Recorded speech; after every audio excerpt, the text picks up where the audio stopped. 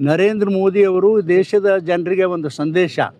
ಅದು ಯಾವ ಸಂದೇಶ ಅಂದ್ರೆ, ಈಗ ಪೆಟ್ರೋಲ್ ಡೀಸೆಲ್ನ ವೆಚ್ಚವನ್ನು ಕಡಿಮೆ ಮಾಡಿರಿ, ಬಂಗಾರಗಳನ್ನು ಖರೀದಿ ಮಾಡೋದು ಒಂದು ಸ್ವಲ್ಪ ಮಿತವ್ಯಯವಾಗಿ ಖರೀದಿ ಮಾಡಿರಿ ಅಂತಕ್ಕಂಥ ಸಂದೇಶವನ್ನು ಈ ದೇಶದ ಜನರಿಗೆ ಕೊಟ್ಟಾರ.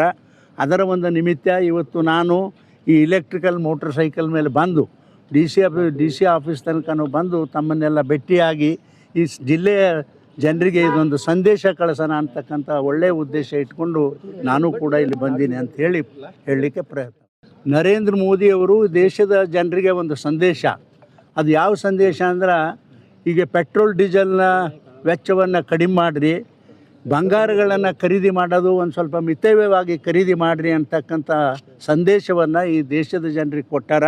ಅದರ ಒಂದು ನಿಮಿತ್ತ ಇವತ್ತು ನಾನು ಈ ಇಲೆಕ್ಟ್ರಿಕಲ್ ಮೋಟ್ರ್ ಸೈಕಲ್ ಮೇಲೆ ಬಂದು ಡಿ ಸಿ ಆಫೀಸ್ ತನಕನೂ ಬಂದು ತಮ್ಮನ್ನೆಲ್ಲ ಭೇಟಿಯಾಗಿ ಈ ಜಿಲ್ಲೆಯ ಜನರಿಗೆ ಇದೊಂದು ಸಂದೇಶ ಕಳಿಸೋಣ ಅಂತಕ್ಕಂಥ ಒಳ್ಳೆಯ ಉದ್ದೇಶ ಇಟ್ಕೊಂಡು ನಾನು ಕೂಡ ಇಲ್ಲಿ ಬಂದೀನಿ ಅಂತ ಹೇಳಲಿಕ್ಕೆ ಪ್ರಯತ್ನ.